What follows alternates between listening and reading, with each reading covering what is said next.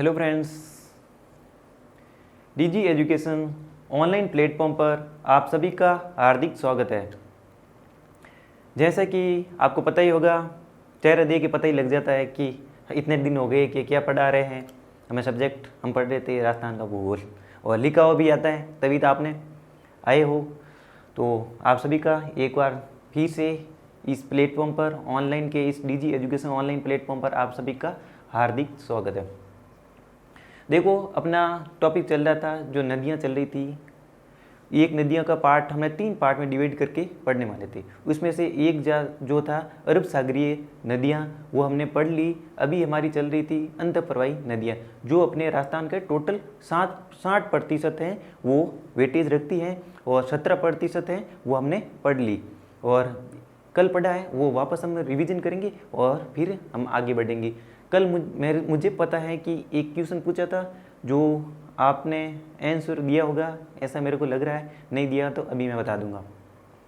तो कल हमने 2 ही नदियाँ पढ़ी थी मुख्यतः। एक घग्गर नदी बड़ी इंपॉर्टेंट है, अब तो थोड़ी बहुत याद होगी। थोड़ी बहुत कुछ चीज़ें वक्त लगता है किसी चीज़ में, हर एक चीज़ में ऐसे तो होता नहीं कि आज शुरू किया कल हो जाएगा। हर चीज़ को एक टाइम लगता है, एक टाइम के बाद पूरी की पूरी आपको चीज़ समझ में आ जाती है। तो इसलिए धैर्य बनाए रखे, आराम से जो भी ये चीज़ करो वो आराम से करो। हर चीज़ को क्या लगता है, टाइम लगता है। एक टाइम के बाद में बाकी सब चीज़ें सेटल हो जाती है। तो शुरू करते हैं अपना आज का, पहले रिवीजन करते हैं। कल हमने जो पढ़ी थी उसके बारे में देखते हैं और आप ही कोशिश करो कि आपको कितना याद है। तो आराम से फ़ोन में देखिए, जिसमें आप देख रहे हो उसमें आराम से देखिए, और जो भी पेन कॉपी है अपने साइड में रख लीजिए और ध्यान से देखिए आप, क्योंकि अपने लिखने का काम करते हैं बाद में। तो चलिए आ जाइए अपने टॉपिक की ओर। देखो, हमने देखी थी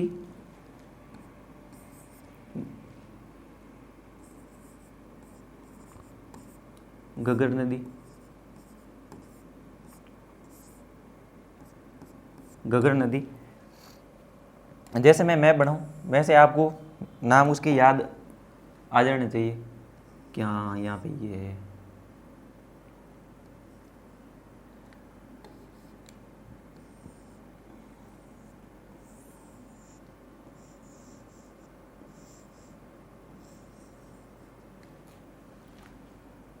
ये अपना शिवालिक हिमालय, शिवालिक हिमालय से अपनी आती हुई अपनी ओर प्रस्थान करती हुई, अपने राजस्थान वाले अपनी ओर से प्रस्थान करती हुई।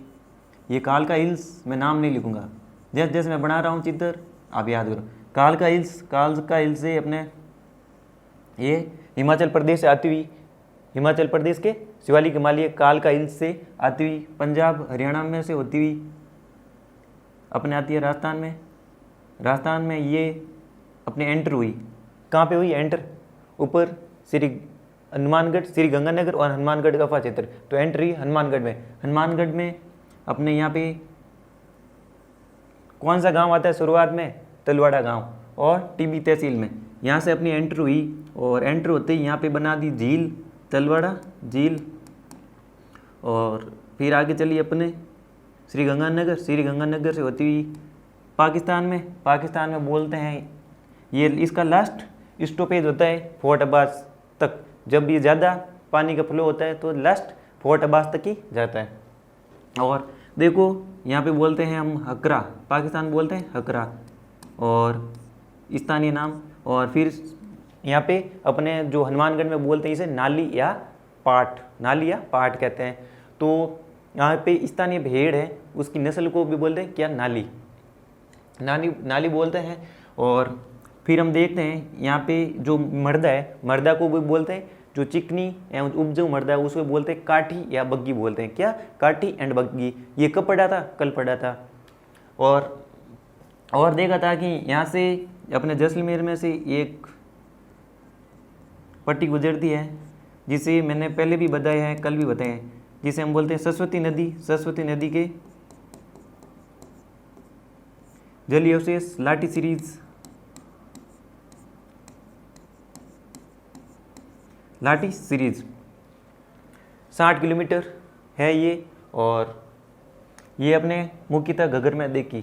फिर अपने 2 जने थे, भाई साहब को नियुक्त किया था, किस लिए, कि जाओ सरस्वती नदी है उसके प्राचीनतम मार्ग खोजो। किसे?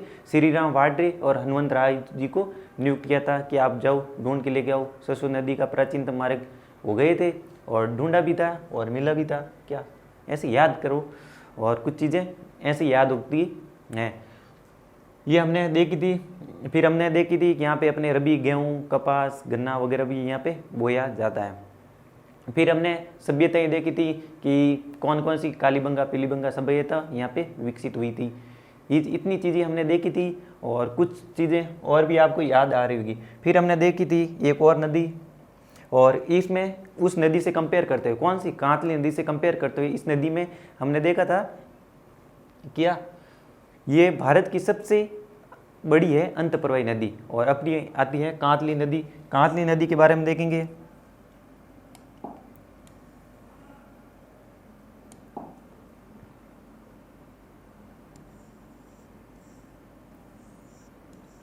ये राजस्थान की सबसे बड़ी अंतःप्रवाही नदी, राजस्थान की सबसे बड़ी है जो अंतःप्रवाही नदी है। देखो इसका अफवाह क्षेत्र सीकर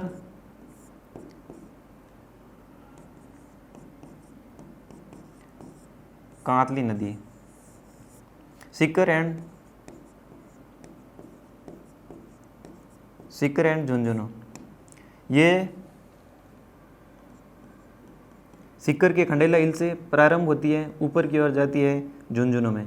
यहाँ का पार्ट है ना थोड़ा इस टाइप से है, जो अपना शेखावटी जो है ना कांतली जो ऊपर जाती है तो अपने देखने उत्तर की ओर, तो ये थोड़ा सा पार्ट क्या है ऐसा है, तो उसके अकॉर्डिंग ये नदी बहती है। बाकी सब नदियाँ हम देख रहे हैं कि अलग दिशा में चल रही है, ये अलग दिशा में चल रही है, तो ये कांतली नदी है और ये चूरू तक समाप्त हो जाती है। चूरू की जहाँ से सीमा आती है, जो चूरू की सीमा आती है वहाँ पे समाप्त हो जाती है। ये टोटल इसकी लंबाई 100 किलोमीटर है। ये राजस्थान की सबसे बड़ी अंतःप्रवाही नदी है। यहाँ पे 2 सभ्यताएं विकसित हुई थी। कौन सी? गणेश्वर सभ्यता और अपनी गणेश्वर सभ्यता और एक अपनी गणेश्वर और सुनेरी सभ्यता विकसित हुई। गणेश्वर है जो अपने नीम का थाना, और फिर आती है अपनी सुनेरी सभ्यता आती है वो अपने झुंझुनू में आती है खेतड़ी में। ये हमने इतना कुछ हमने देखा था कल। बस देखो कितने लगे, 1 2 3 मिनट से ज़्यादा टाइम नहीं लगा इतनी चीज़ें हमें वापस रिकॉल करने में। तो इतना तो आपको याद होगा, नहीं होगा तो मैं बढ़ाऊँ ट्राई करूँ, और कुछ ज़्यादा है नहीं, याद हो जाएगा, बड़ी आसानी से होता है। थोड़े डिस्ट्रिक्ट हैं वो याद मुश्किल से होते हैं। तो आते हैं अपने नेक्स्ट नदियों की ओर।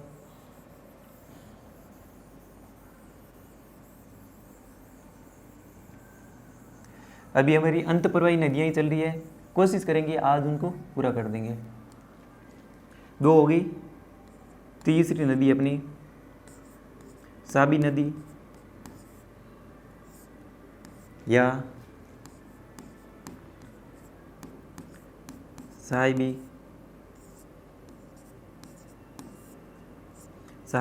नदी।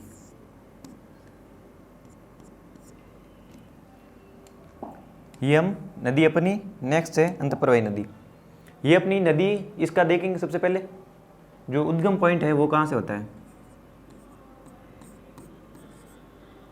इसका उद्गम है, देखो देखो सेवर पहाड़ी,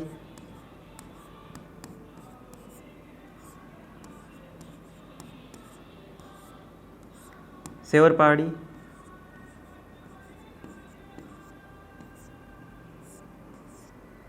सेवर पहाड़ी जयपुर। याद करो ऐसे स याद कर लेना कि स सेवर मिलता जुलता पहला अक्षर, इसी के अकॉर्डिंग याद कर सकते हो। कहाँ पे? सेवर पहाड़ी, और जयपुर से इसका उद्गम होता है।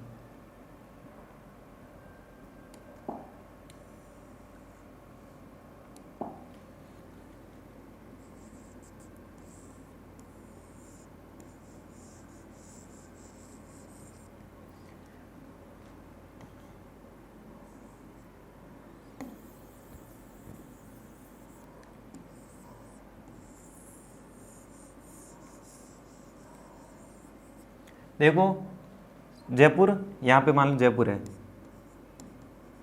जयपुर की सेवर पहाड़ियों से इसका उद्गम होता है और ये चलती है, इसका उपा क्षेत्र है जयपुर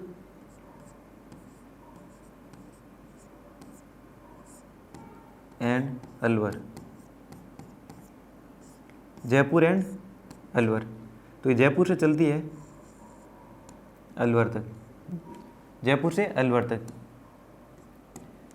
साबी नदी जयपुर से उद्गम होके ये चलती है, जयपुर से अलवर तक चलती है। और साबी नदी के किनारे ही यहाँ पे है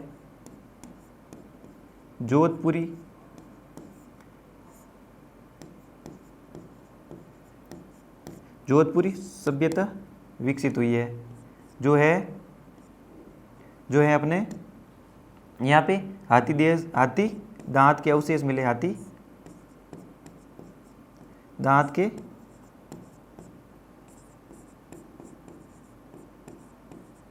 अवशेष मिले। ऐसा मैप बनाओ और अलवर जयपुर में इंडिकेट करो। ये ऐसे कैसे मैप बनाने, लिखना बाद में, उद्गम लिख दो और ऐसे मैप बना दो।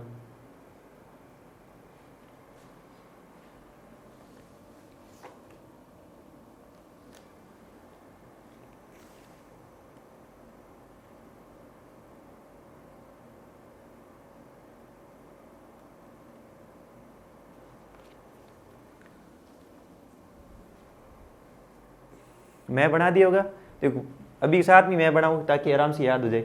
मैं बनाने के बाद में ये अपनी इसको आगे के आगे अपने जो है उसको लेके जाते हैं, हरियाणा के मैदान तक जाते हैं। अपने कहाँ जाते हैं? हरियाणा के मैदान तक जाती है। हरियाणा में गुड़गांव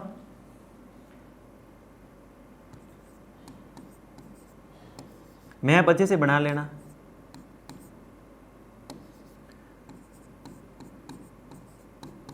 हरियाणा के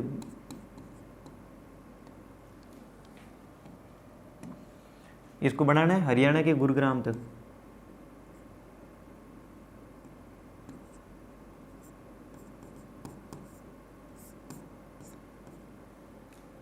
ये एकमात्र राजस्थान की नदी है जो हरियाणा के मैदानों में खत्म होती है।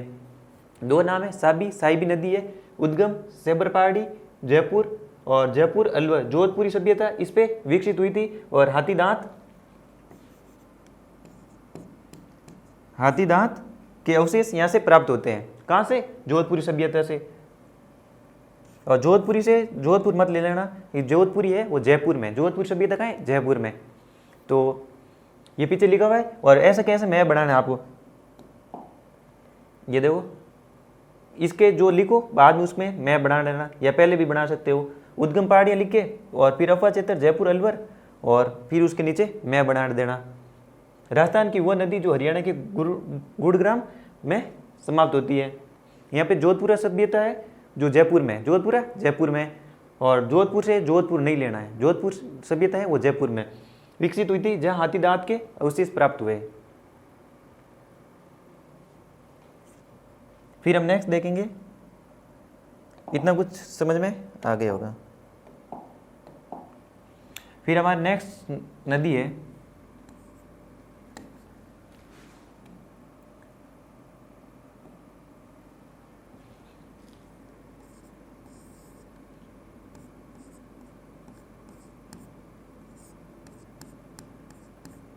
बाणगंगा नदी।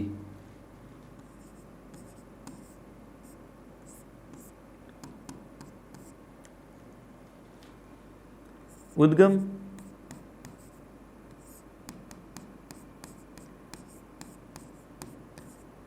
बैराट पहाड़ी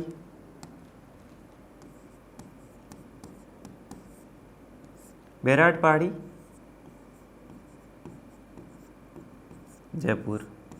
देखो साबी याद करी, स सेवर पहाड़ी, बा से याद करनी बा, और बैराट बा ब से याद कर सकते हो, रिलेट कर सकते हैं ऐसे। और कहीं मिलान भी करने हो कि बैराट नदी से कौन सी नदी उद्गम होती है, तो फर्स्ट आप अक्सर दे के निकाल सकते हो कि ये चीज़ निकल सकती है। तो आपको ऐसे ही याद करने की कोशिश कर सकते हो, बाकी आपकी खुद की मर्जी है कि आपको कैसे याद करनी है। ये अपना उद्गम हो गया, इसका भी अभी देखते हैं। इसका अफवाह चित्र देखते हैं।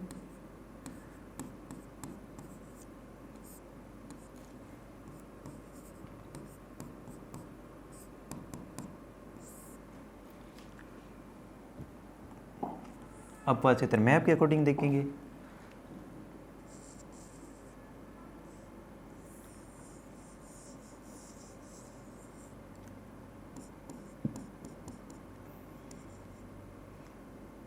जयपुर, जयपुर से उद्गम जयपुर, दौसा और भरतपुर, ये अपना उद्गम है इसका। तो आप ऐसे मैप बना लेना, याद कर लेना, JDB भी याद कर सकते हो और फुल भी लिख सकते हो।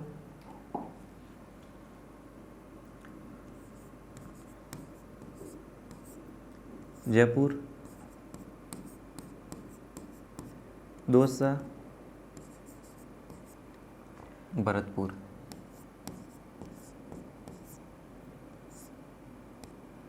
जयपुर, दौसा, भरतपुर। फिर हम इसमें देखेंगे इसका उपनाम भी कुछ है, तो उपनाम भी याद करेंगे।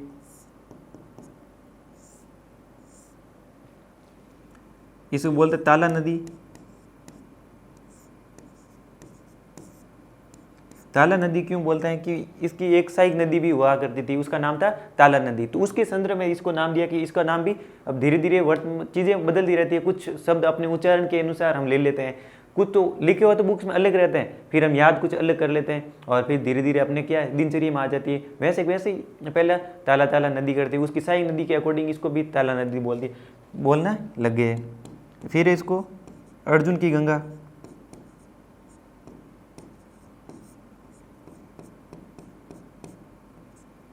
अर्जुन की गंगा।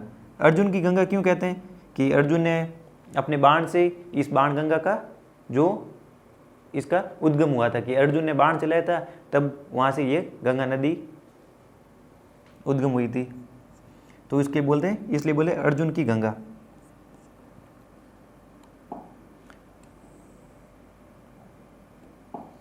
फिर देखते हैं कि इसका एक और नाम है रुंडित, रुंडित नदी। रुंडित नदी ये एक ट्रम्स है। क्या है? ट्रम्स है। रुंडित नदी किसे कहते हैं? वह नदी, वह सहायक नदी जो अपनी मुख्य नदी में गिरने से पहले ही समाप्त हो जाती है, वो है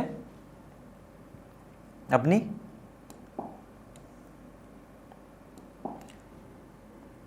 ये पहले यमुना में जाती थी, फिर क्या हुआ, पानी का फ्लो कम हो गया, जो अपनी मुख्य नदी में गिरने से पहले ही समाप्त होगी। क्या होगी? समाप्त होगी।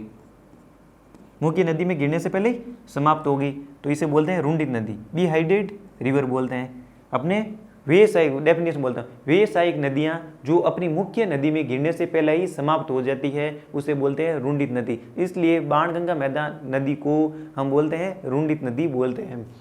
और अर्जुन की गंगा, अर्जुन ने जो बाण चलाया था उससे इसकी जो उद्गम हुई थी उसके आधार पर बोलते बाण गंगा। ताला नदी इसकी सहायक नदी के आधार पर इसका नाम पड़ा था। ऐसे मैं बनाऊं और याद देखो, इसमें याद अपन को अफवाह छतरी करना है, बाकी तो बैराट पहाड़ी याद हो ही जाएगी और उपनाम तो याद अब हो ही गए, पीछे रहा नहीं है कुछ।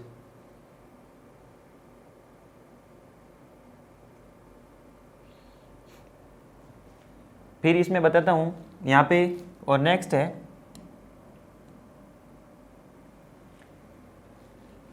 यहाँ पे डैम बना हुआ है। क्या है? बांध बना हुआ है, जयपुर में ही बना है, थोड़ा पास में ही है, तो बांध का बताता हूँ। अभी डैम बने हुए हैं, एक रामगढ़,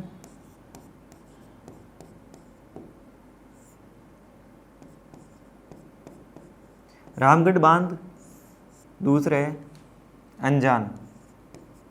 कौन है? एक अनजान सा था बांध।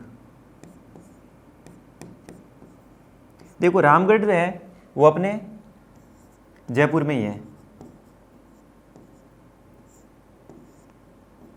जयपुर में। जब हम बारिश का मौसम होता है तब हम देखते हैं कि एक हमेशा इमेज आती है, मैंने भी 2-3-4 सालों से देख रहा हूँ कि जब बारिश होती है तो ऐसे रामगढ़ का बांध बना होता है, ऊपर माला पहनाई होती है। तो वो क्या है, रामगढ़ में पानी की आपूर्ति हो नहीं पाती। क्यों? क्योंकि इसके जो अफवाह क्षेत्र था वहाँ पे क्या हो गया, अतिक्रमण हो गया, तो पानी जो जितना आना चाहिए वो उतना आता नहीं है।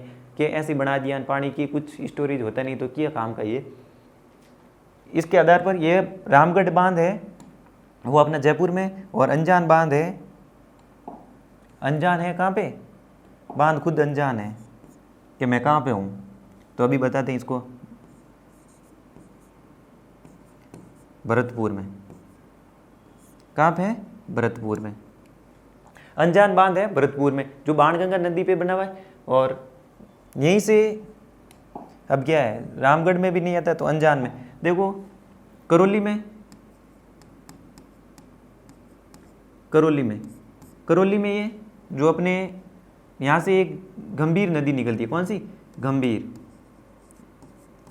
गंभीर नदी निकलती है जो इसमें पानी की आपूर्ति करती है।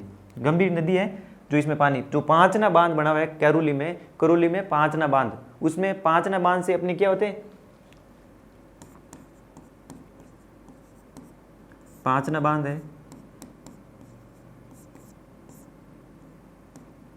वो इसको जलापूर्ति करे। किसको? ये अनजान है खुद बांध कि मैं हूं कहां पे। तो ये भरतपुर में केवलादेव राष्ट्रीय उद्यान है, उसमें है।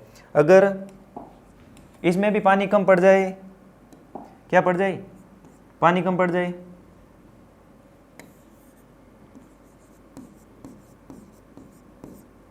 इसमें पानी कम पड़ जाए तो क्या होगा, इसकी ये कहाँ पे मुख्य लोकेशन है,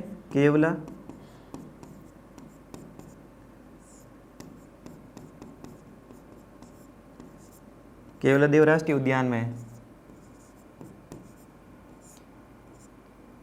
तो अगर इसमें पानी कम पड़ गया तो करौली में बना हुआ है गंभीर नदी पे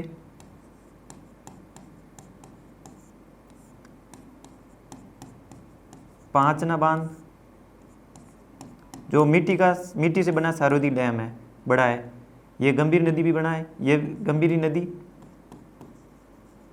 सॉरी गंभीर अलग है। तो गंभीर और गंभीर में ध्यान रखना। और यहाँ से अपना बना हुआ है ये अनजान बांध।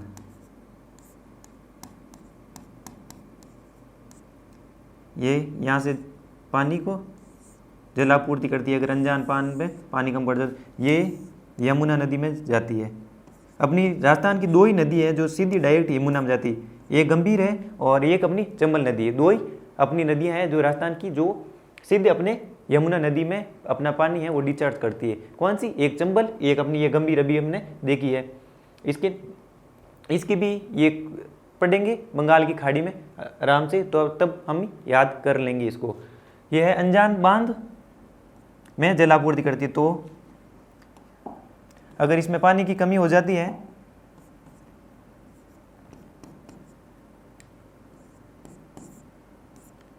पानी की कमी होने पर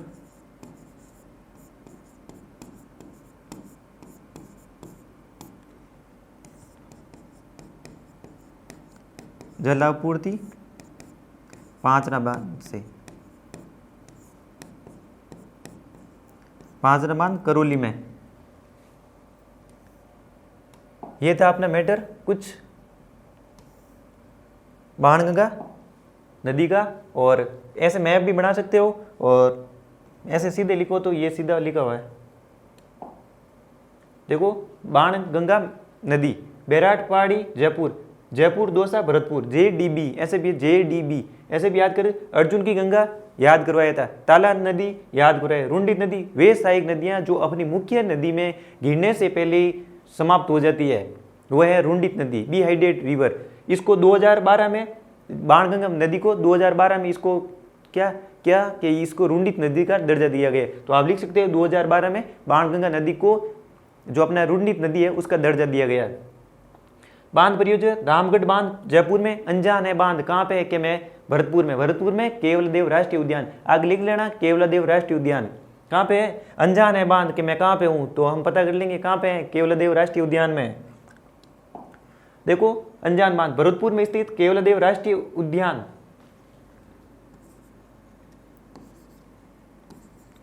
इतने समझदार हो कि यहाँ पे उद्यान लिख लेना, अब सेम पेन है दिखेगा नहीं आपको। और राष्ट्रीय भी ऐसे कर लेना रही।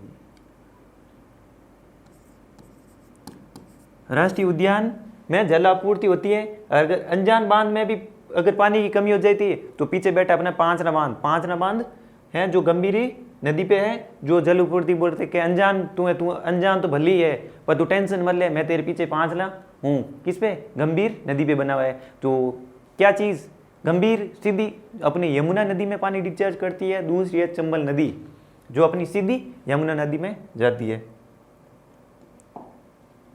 फिर हम देखेंगे नेक्स्ट नदी है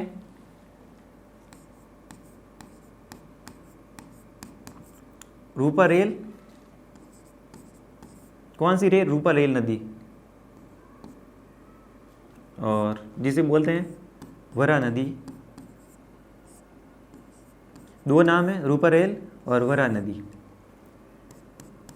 इसका भी उद्गम देखें तो हमने एक पहाड़ी पढ़ी थी, याद है आपको क्या, उदयनाथ पहाड़ी, कमलनाथ पहाड़ी। उदयनाथ अलवर में, कमलनाथ उदयपुर में, बाकी सभी नाथ अलवर में, एक नाथ कमलनाथ कहाँ पे, जो है अपने उदयपुर में। रूपा रेल नदी, वरा नदी, और ये है अपने उदयनाथ पहाड़ी से इसका उद्गम होता है। और इसका अफवाह क्षेत्र है ए बी, अफवाह क्षेत्र है ए बी, ठीक है।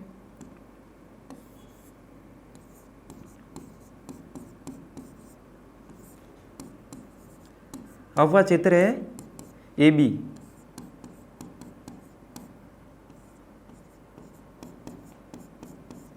अलवर एंड भरतपुर,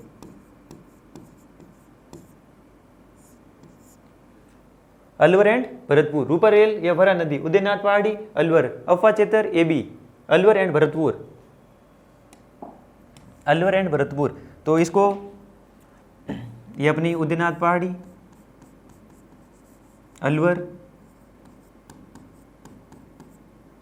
यहाँ से चलती है भरतपुर में, भरतपुर में फिर अपनी आती है यहाँ पे मोती झील,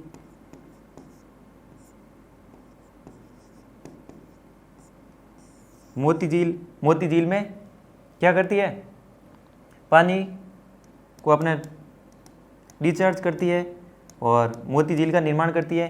यहाँ पे बना हुआ है अपना लोहागढ़,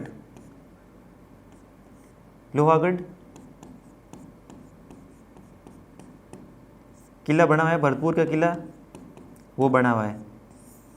इसमें मोती झील यहाँ के चारों ओर एक पूरी पानी की खाई बनाई हुई है, पानी की खाई बनाई हुई है। इसमें क्या होती है खाई, समझते हो कि आसपास जो क्षेत्र है, जो प्राचीन का टाइम में क्या लड़ाई वगैरह होती थी, तब इसमें चारों ओर क्या भूखे मगरमच्छ को हम छोड़ देते थे और कोई शत्रु ऐसे ही डायरेक्ट दीवार पे चढ़ नहीं पाई। तो इसलिए यहाँ पे एक, यहाँ से मोती झील से एक लिंक की हुई है सुजान गंगा से,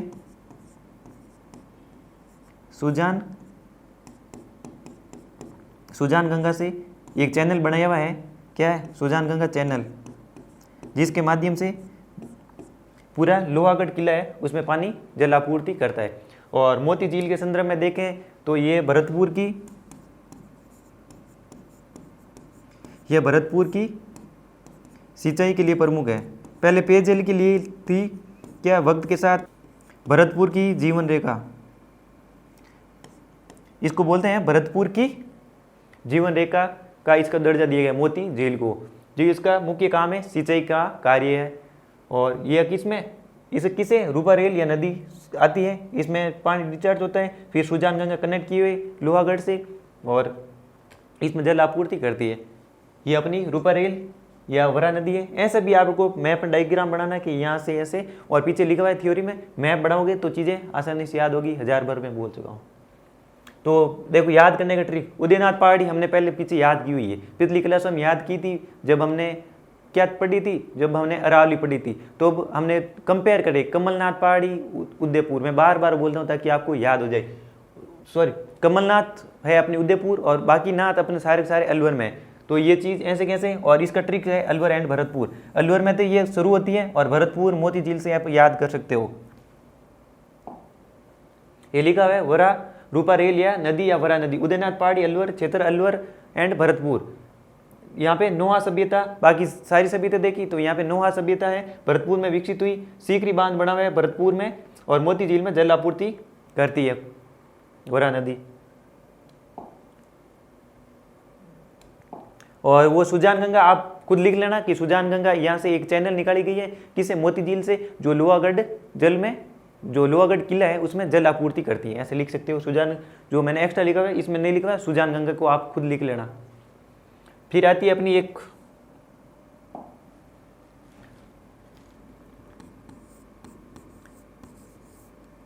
कांकनी या काकने,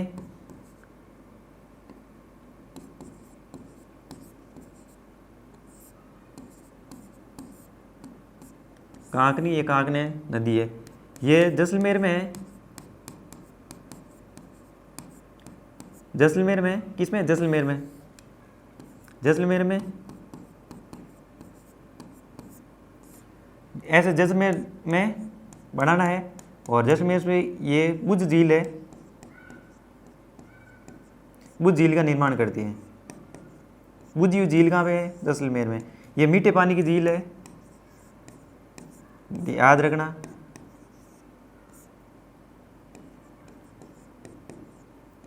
ये मीठे पानी की झील है। कांकनी या कांकने नदी ये है जैसलमेर में, जैसलमेर में होती है, और जैसलमेर में ही बुझ झील का निर्माण करती है जैसलमेर में। और बुझ झील है वो, बुझ झील है जो मीठे पानी की झील है।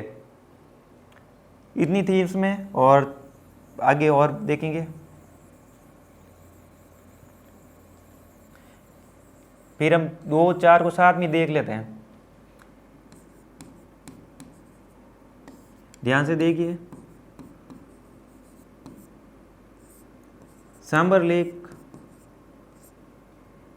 कितने, 36 किलोमीटर में फैली हुई है, 36 किलोमीटर में। तो ये सांबर लेक। हम इधर देखते हैं कि अपना पूरा पूरा जो सांबर लेक है पूर्व में आती है, पूरा पूरा यहाँ पे है जयपुर। जयपुर से एक नदी आती है मनोहरपुर पहाड़ी से।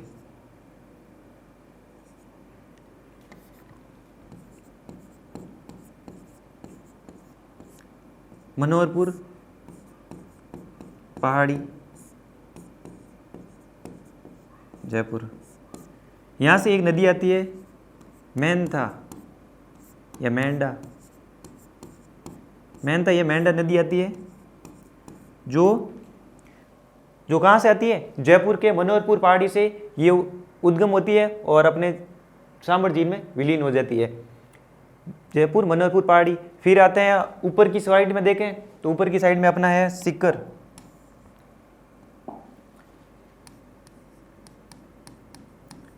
सीकर से आती है खंडेला,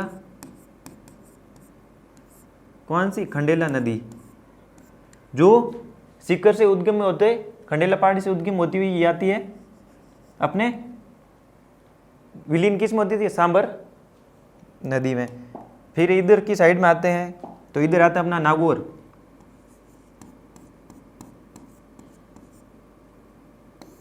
नागौर में पता है सर्वाधिक क्या है, लवणीयता है, तो यहाँ से आएगी खारी नदी। फिर आती है इसके जयपुर के सांबर झील के नीचे, देखो 4 नदियां साथ में देख रहे हैं। सांबर झील के नीचे है अपना अजमेर,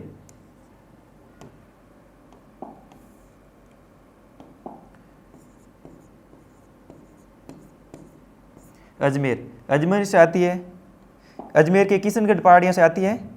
आप लिख सकते हो किशनगढ़ पहाड़ियाँ।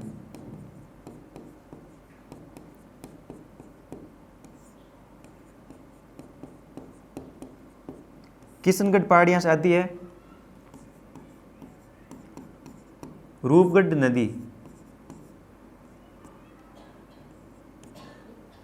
ये होगी अपनी, देखो चारों ओर से नदियाँ, 4 नदियाँ साथ में पड़ी है, अंतप्रवाही नदियाँ हैं। सीकर, सीकर से खंडेला नदी, नागौर से खारी नदी आ रही है, और अजमेर से रूपगढ़ नदी आ रही है। किसमें? किशनगढ़ पहाड़ी से। और अपने जयपुर से आ रही है मेहनता या मेंढा नदी आ रही है, और सर्वाधिक लवणता यही लाती है,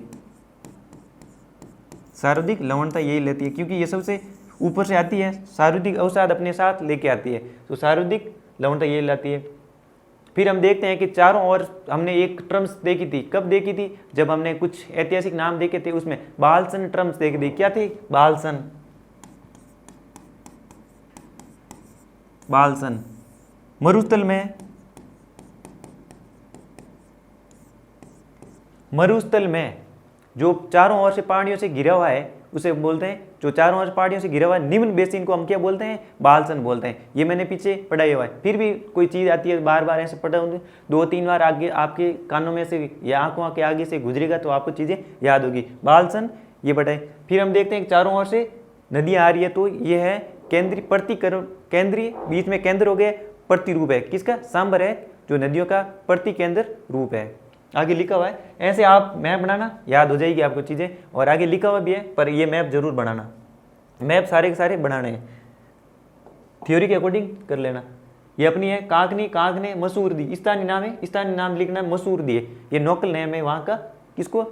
और उद्गम होता है कोटरी पहाड़ी, जैसलमेर और बुद्ध झील। बुद्ध झील इंपॉर्टेंट है, याद कहाँ बुद्ध झील कहाँ पे? हम सोचते नहीं कि जैसलमेर भी क्या झीलें हो सकती है, तो अपनी बुद्ध झील है जैसलमेर, मीठे पानी की झील है। राजस्थान के अफवाह तंत्र की सबसे छोटी नदी ये कांकनी, और सबसे बड़ी ये रूपनगढ़ है, नदी है, तो उद्गम है इसका किशनगढ़ की पहाड़ी और सांबर झील में विलीत होती है। मैं बना लेना, मेहनता या मेंढा, मेहनता। उद्गम मनोहरपुर है, अलग अलग नाम उच्चारण के अनुसार हो जाते हैं, चेंजेस देखते हैं। मनोहरपुर पहाड़ी जयपुर, सांबर झील में सर्वाधिक, सांबर झील में अगर पूछ ले सर्वाधिक सांबर झील में लवणता कौन लेके आती है, तो यही अपनी लवणता कौन सी मेहनता लेके आती है, जयपुर से साथ में बोरे भर भर के लेके आती है। और खंडेला नदी उद्गम खंडेला पहाड़ सीकर सांबर झील में, वो मैं बनाओगे चारों याद है। खारी नदी उद्गम ये अपने होगी सांबर झील में होती है। ऐसी चीज़ें आप याद करो, हो जाएगी चीज़ें। ये होगी अपनी अंतप्रवाही नदियाँ।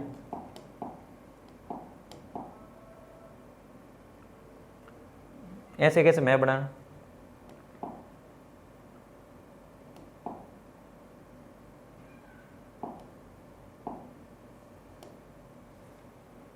ये अपनी होगी अंतप्रवाही नदियाँ। कल पढ़ेंगे हम जो अपनी अरब सागरी होगी अंतप्रवाही होगी, अब बंगाल की खाड़ी में आने वाली नदियाँ पढ़ेंगे। और आराम से याद करना, क्योंकि थोड़ी छोटी छोटी नदियाँ हैं, हो सकता है आपको जिले ऊपर नीचे हो जाए, तो आराम से आप याद करना, हो जाएगी। मिलते हैं अब नेक्स्ट क्लास में, तब तक के लिए आपको एक चीज़ बतानी थी, रुको। क्या बतानी थी कि मैंने एक क्वेश्चन दिया था कि हम बोलते हैं कि तोरावटी क्यों बोले, वहाँ पे तंवर शासित प्रदेश जो तंवर थे वहाँ पे क्या करते शासन, उसलिए बोलते हैं तोरावटी। सिक्कर एंड झुंझुनू, शेखावटी भी हमने ऐसी टर्म की, जो शेखावट वंशों द्वारा शासित प्रदेश है उसे शेखावटी, और हाड़ोती जो है वो हाड़ा शासन जो वंश था वहाँ पे शासन करता था, उसके अकॉर्डिंग नाम दिए थे। मैंने पिछली क्लास में ये क्वेश्चन पूछा था, अब आपका भी बता दिया। और मिलते हैं अब नेक्स्ट, तब तक के लिए धन्यवाद।